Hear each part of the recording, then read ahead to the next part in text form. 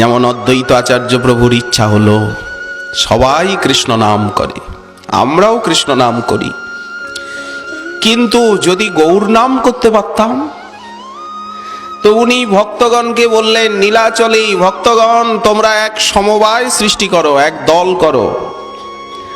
আজ আমরা গৌর নাম কীর্তন করব।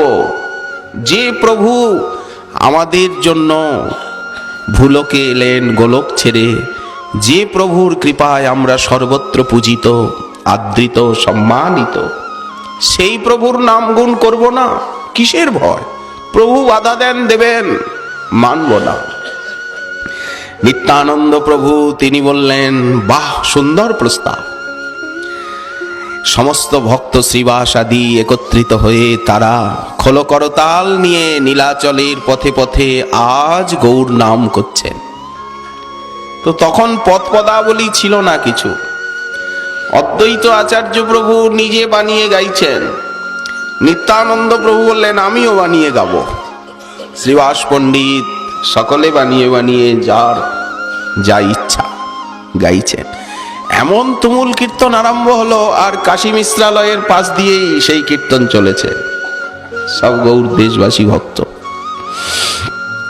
মহাপ্রভু ভাবলেন, এ তো নদিয়াবাসী কীর্তনের শব্দ শুনছি। নদিয়াবাসী ছাড়া তো, বঙ্গদেশবাসী ছাড়া তো এমন মনোরম কীর্তন কেউ জানে না। উনি তাড়াতাড়ি সংকীর্তনজনক, সংকীর্তন প্রিয় কীর্তনে এসে দণ্ডবোধ করে উনিও তার ভিতরে প্রবেশ করেছেন। সঙ্গে সঙ্গে কানে এলো শ্রীকৃষ্ণ চৈতন্য নারায়ণ, দিন দুঃখী অধমের বন্ধু প্রভু মোরে দয়া করো, এইসব গাইছেন ওনারা। সঙ্গে সঙ্গে মহাপ্রভু কানে আঙ্গুল দিয়ে ছি ছি ছি বলে আর নিজের বাসায় চলে গেলেন। এদের আর উদ্দাম ভাব আরো বেড়ে গেল। সারা জগন্নাথের মন্দির কুর্মবেরের বাইরে সব পরিক্রমা করে এলেন।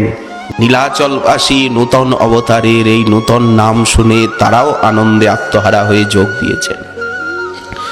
সকলে ভাবলেন, শ্রীবাস পণ্ডিত তো আনন্দে গাইছেন, অদ্বৈত আচার্য প্রভু অধ্যক্ষতা করছেন, নিতাই চাঁদ অগ্রে নৃত্য করছেন, কিন্তু ভয়ে মনটা কাঁপছে। কারণ প্রভুর স্বভাব তো তারা জানেন। এইবার কীর্তন শেষ করে সকলে এসেছেন গম্ভীরায়। শ্রীমন মহাপ্রভু সবাই দ্বারে, শব্দ পাওয়া যাচ্ছে। মহাপ্রভু শুয়ে আছেন। এসেই করেছেন কি, উনি শুয়ে পড়েছেন, কথাবার্তা নাই কারো সঙ্গে, গম্ভীর। গোবিন্দ বলছেন, প্রভু বৈষ্ণবগণ যেন দ্বারে অপেক্ষা করছেন, আসবেন কি তারা ভিতরে? প্রভু নীরব সম্মতি জ্ঞাপন করলেন। বৈষ্ণবগণ এসেছেন, বসেছেন, গোবিন্দ বসতে দিয়েছেন। নিত্যানন্দ প্রভু, অদ্বৈত প্রভু, শ্রীবাস পণ্ডিত, সমস্ত গৌর দেশবাসী ভক্ত। প্রভু ওই দিকে মুখ করে শুয়ে আছেন, এই দিকে তাকানি না। সকলের মন ভয়ে দূর দূর করে কাঁপছে। কামনা কি না, সবই কামনার খেলা, যে গৌর নাম প্রচার হোক, গৌর লীলার প্রচার হোক, সবারই এই কামনা। দেখুন কামনা দিয়ে কিভাবে গৌরের সেবা হয়। তো কতক্ষণ প্রভু শুয়ে থাকবেন? দৈন্যের মূর্তি অদ্বৈত আচার্য প্রভুকে উনি এত সম্মান করেন। শ্রীপাদ নিত্যানন্দ প্রেম ভক্তি রসাবতার এসে বসে আছেন, উনি কি ওপাশে মুখ ফিরে শুয়ে থাকতে পারেন? দৈন্যের মূর্তি এই নদিয়ার অবতার। দাস্য অভিমানে মগ্ন চিত্ত প্রভু উঠলেন। সামনে অদ্বৈত আচার্য প্রভু। তো ওনাকে তো কিছু বলবার সাহস নেই ওনার, কারণ কি বলতে কি বলে দেবেন উনি।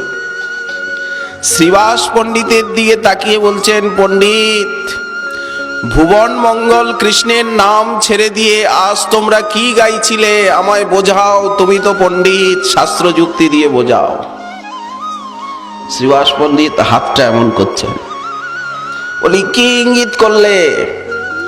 বলি, প্রভু সূর্যকে হাত দিয়ে ঢাকছি। ওই যে সূর্যের আলোটা এসে পড়েছে, সূর্যকে হাত দিয়ে ঢাকা যায়?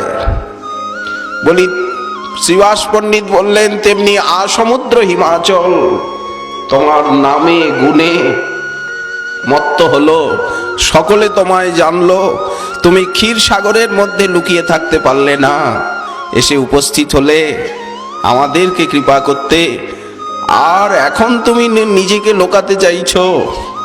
এ কি হাত দিয়ে সূর্যকে ডাকার মতো নয়। এমন সময় হলো কি, অনেক তীর্থযাত্রী এসেছেন জগন্নাথ দর্শনে। তারা শুনেছেন যে শ্রীকৃষ্ণ চৈতন্য মহাপ্রভু বলে সচল জগন্নাথ এইখানে নিবাস করেন, এই কাশী বিশ্রালয়। তারা প্রভুর দর্শনে এসে উপস্থিত, বাইরে কপাট দেওয়া। তারা উচ্চেশ্বরে জয় শ্রীকৃষ্ণ চৈতন্য ভগবান, কৃপা করে প্রভু দর্শন দাও চিৎকার করছে। শ্রীবাস পণ্ডিত বললেন, ওই দেখো, কান পেতে শোনো, আমরা ওদেরকে শিখাতে গেছি, ওই যে তোমার, ওই যে শোনা যায় জয় ভগবান শ্রীকৃষ্ণ চৈতন্য মহাপ্রভু। আমরা দুঃখী, দূর দেশের থেকে এসেছি, প্রভু দর্শন দিন। মহাপ্রভু বলছেন, শ্রীবাস, তুমি আমাকে জব্দ করবার জন্য, তুমি তো মহাভাগবত, আমি তো তোমার সঙ্গে কথায় পারবো না, তুমি আমাকে জব্দ করবার জন্য ওদের হৃদয়ে শক্তি সঞ্চার করে আর এসব বলাচ্ছ। শ্রীবাস পণ্ডিত নিজ প্রশংসা শুনে মরমে মরে গেলেন। মহাপ্রভু শুধু এতটুকু বললেন সজল নয়নে, যে নিজেকে লোকাতে চায় তাকে তোমরা কেন প্রকাশ করো? ভক্তগণ হেসে ফেললেন প্রভুর এই ছোট্ট মন্তব্যটুকু শুনে। যে নিজেকে লোকাতে চায় তাকে কি প্রকাশ করা উচিত? ভক্তগণ যখন হাসতে লাগলেন, প্রভুর মুখেও হাসি ফুটল। সকলে বিদায় নিলেন। বাইরে এসে অদ্বৈত আচার্য প্রভুর বিক্রম দেখে কে? ভক্তগণ, এতদিন প্রভুর ভয়ে আমরা প্রভুর নাম গুণ গাইতেও পারিনি, লিখতেও পারিনি। আজকে জানে, আর আমরা গৌর নাম গাইব, দেখি প্রভু কি করেন।